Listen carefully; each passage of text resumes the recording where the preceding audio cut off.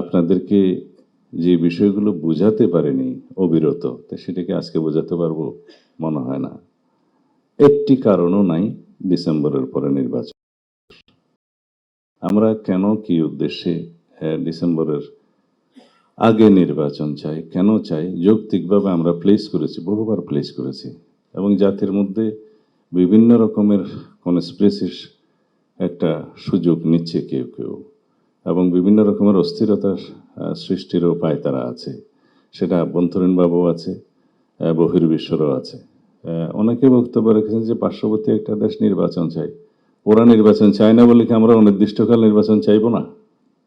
তারা কেন নির্বাচন চায় সেটা তারা জানে।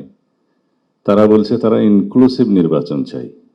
তা আপনারা তো কাউকে কাউকে এক্সক্লুড করেই দিয়েছেন, সুতরাং বোঝাই যায় তারা কে কি বলছে। কিন্তু যদি ইউরোপ আমেরিকা নির্বাচন চায় তখন তো আপনারা কিছু বলেন না। এবং দেশের অভ্যন্তরে এবং বাইরে বহু বিবৃতি আছে নির্বাচনে চাওয়ার ব্যাপারে।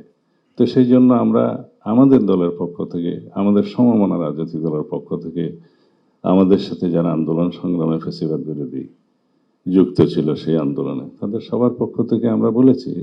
কিন্তু দুঃখজনকভাবে মাননীয় প্রধান উপদেষ্টা যেটা বলেছেন যে একটি মাত্র দল শুধু ডিসেম্বরের ভিতরে নির্বাচন চায়, ক্ষমা করবেন, এই বক্তব্য বোধহয় আমাদেরকে আহত করেছে। তো যাই হোক, আমরা সংস্কারের কথা বললে তো আমাদের মাননীয় আইন উপদেষ্টা বলেই দিয়েছেন যে আইন মন্ত্রণালয়ের সংস্কার প্রায় শেষ,